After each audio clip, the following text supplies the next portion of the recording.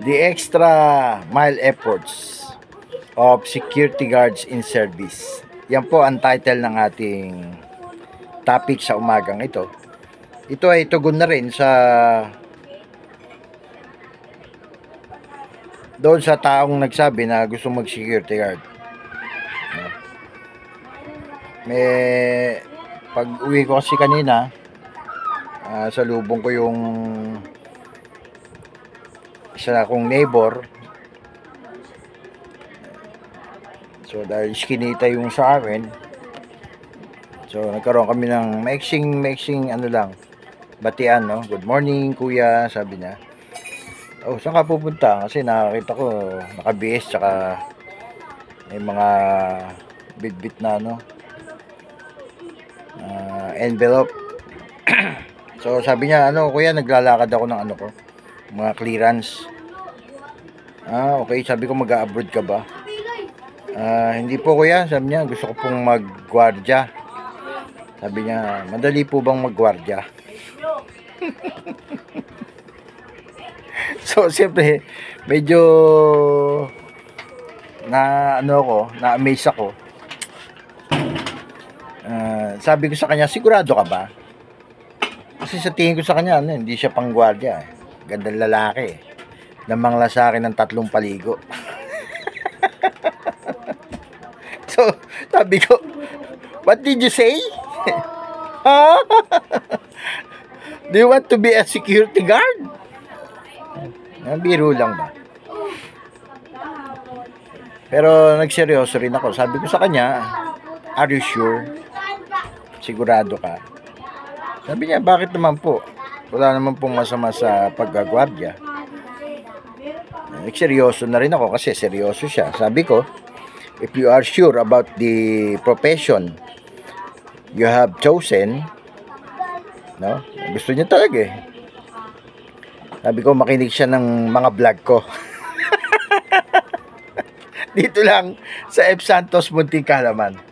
At sa mga aspiring, na mga gustong mag-security, paki-share na rin po ang video na ito. So, tara na. Tuloy na tayo sa ating lecture.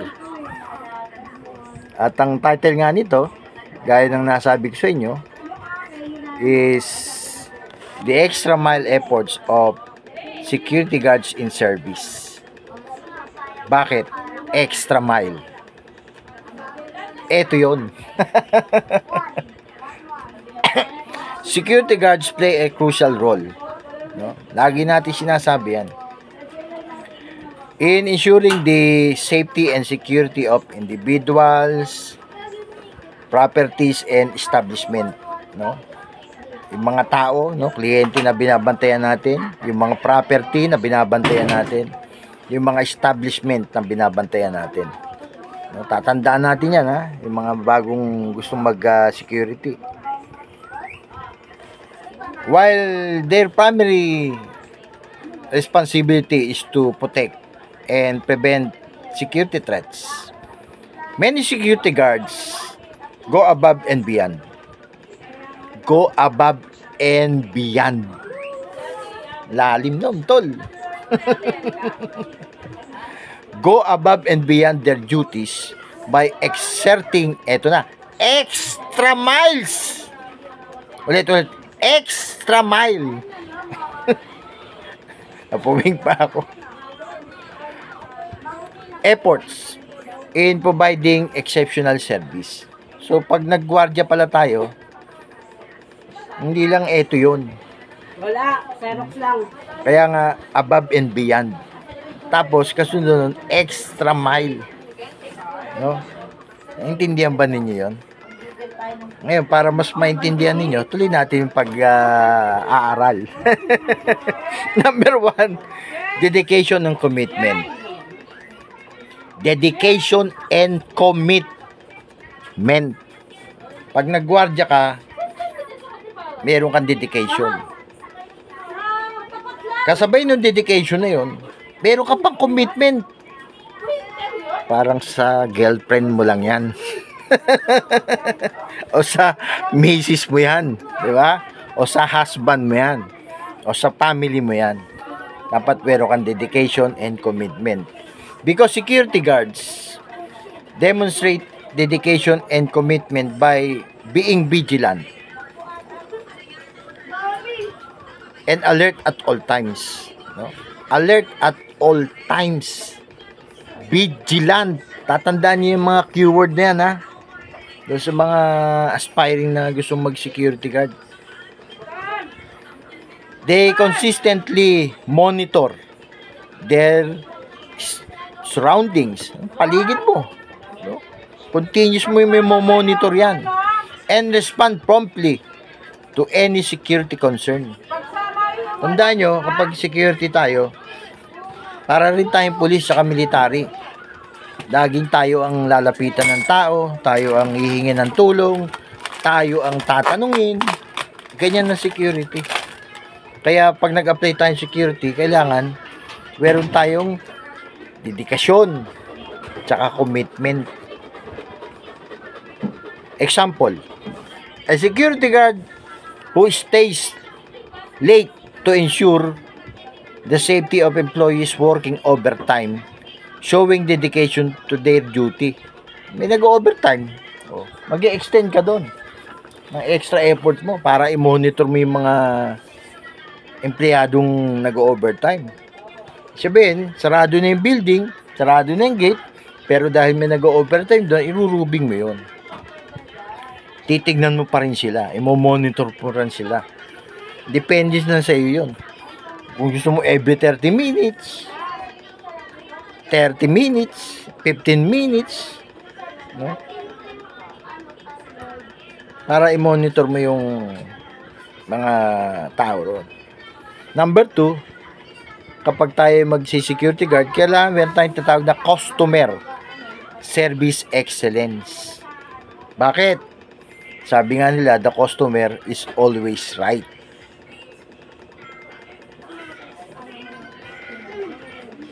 Security guards often serve as the first point of contact. Yung sinasabi ko sa inyo kanina. Kapag kayo naka-uniforme na dyan sa duty nyo, nakatayo kayo, kayo ang unang tatanungin. Kayo ang unang lalapitan. Kayo ang palaging hihingan ng tulong. Often serve as the first point of contact for visitors. Ayun. And employees. Sir, ma'am, saan po ba yung papuntang accounting? Sir, ma'am, saan po ba yung papuntang HR? Ganun.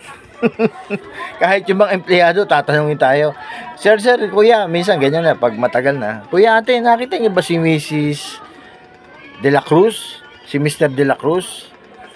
Doon po, nakita ko po kanina. Parang nasa office po ni Director. Ganyan, di ba? So, kailangan alerto tayo doon sa mga ganyang tanong. Dahil kaya nga tayo tinatanong, ini-expect nila, masasagot natin yung kanilang katanungan. Ganun lang yun. They exhibit excellent customer service skills by being courteous. Kaya dapat polite, magalang, helpful, no? Matulungin tayo, and approachable. Hindi yung, kuya, saan pa ba yun, no? Ha? Yung laging kailangan, smiling face. Approachable. Ay, ma'am, doon po. Ay, sir, doon po. Diretso lang po kayo, yung unang kanto, kanan kayo. Andun po yung accounting. Yan, ganyan. Ganyan! Ang security guard. Example, a security guard who assists a lost visitor in finding their way within a large establishment, showcasing exceptional customer service. Yun yung sample. No? Naliligaw, hindi alam, lalo na kung mga matataas na building yan, no? Mga 10-story, 5-5 story, no?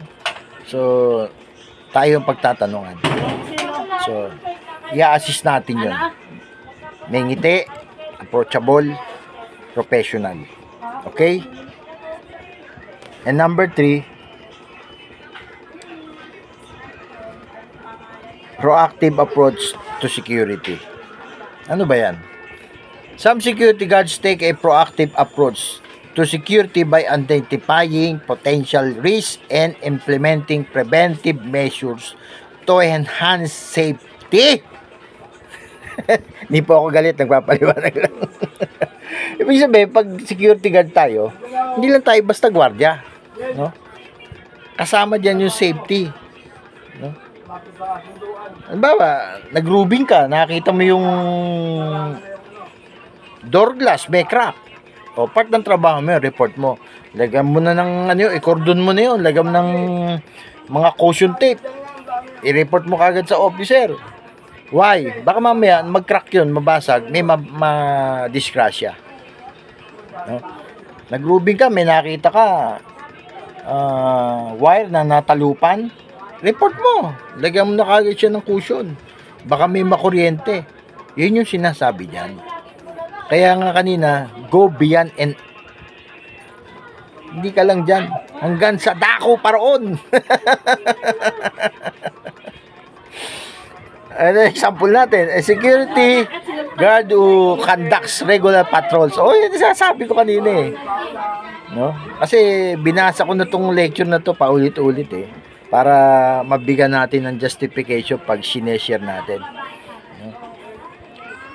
A security guard who conducts regular patrol and checks to deter unauthorized individuals from entering restricted areas, showcasing a proactive stance on security. Ayan, isa nating babantayan yung mga unauthorized na tao. Mga taong hindi dapat na doon. No? Sisitahin natin yan, checkin natin. Pero, magalang. Good morning sir, excuse me po. Saan po ba kayo? Yan. Kasi baka naliligaw nga eh, di ba? O di, doon sa sagot nila, malalaman natin. Wag, Marbe, huwag kayo may nagbablog ako. Maingay eh. Number 4. Pasensya na kayo, ganito sa amin. No? Tigre ako dito sa bahay eh. Kaya lang, may hawak na latigo yung misis ko. Pag sinabi niyang upo-upo. Shout out sa lahat ng tigre. May agila, di ba? Ay ako naman tigre. Top, number 4, going beyond security duties. Ito na yun. In some instances, security guards go beyond their traditional security duties to provide assistance during emergencies, medical incidents, or other unforeseen circumstances. Ayan, umiyak na yung bata. Nadapa eh. Ay na, walang kwenta. Wala tayong manang bakit. Kaya ko na lang po dyan ng maaga, ibinigay pa yung mga nakalimutan. A security guard who administers first and excuse me. A security guard who administers first aid to an injured individual before medical help arrives, demonstrating readiness to assist beyond security responsibilities. Yan pa isa, kapag security guard tayo, marunong tayo ng first aid. Ang sinasabi lang naman dyan, bago dumating yung mga medical responder, nauna na tayo. Bakit? Tayo yung first responder. Tayo yung security na naka-duty roon. So, ano gagawin natin? Tayo ang unang magbibigay ng first aid. Yan. Kaya, masiswerte rin ng mga security guard ngayon, cater na yan. Itinuturo na yan. Kasama na yan sa itinuturo kapag tayo nag-training ng security guard. Number 5, building trust and relationships. Paano natin gagawin yun na tayo pagkatiwalaan, no? Nagbigay tayo ng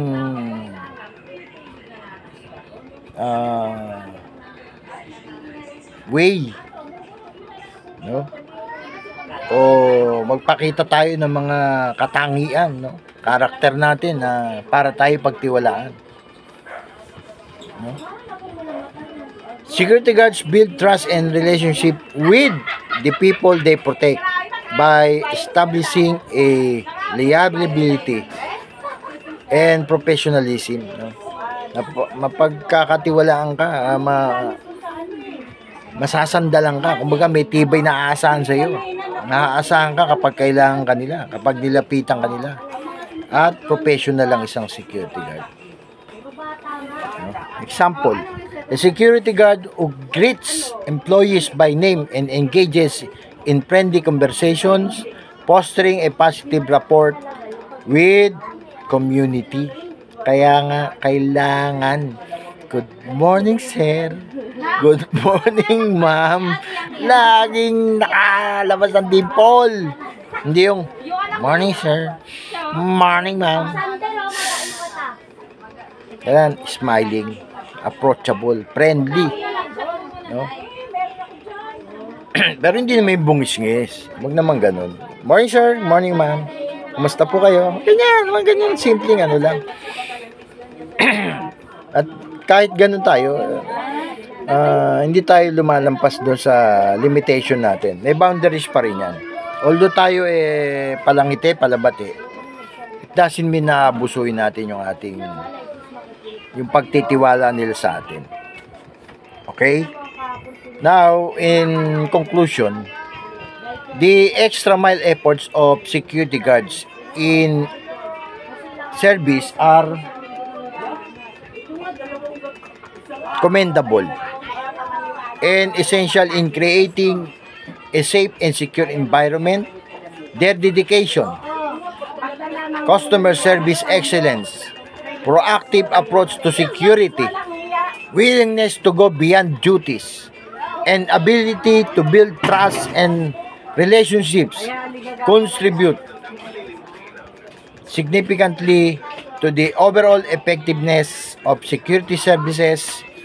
And let us appreciate and recognize the valuable contribution of security guards who strive to provide exceptional service every day. Wala pong masama kung pasasalamatan natin yung mga security guard sa ating mga pinagtatrabuhan sa kanilang mga commendable naman na ginagawa. No? Inisa-isa na natin dyan. No? Kung ano-ano yun. No? Yung kanilang dedication.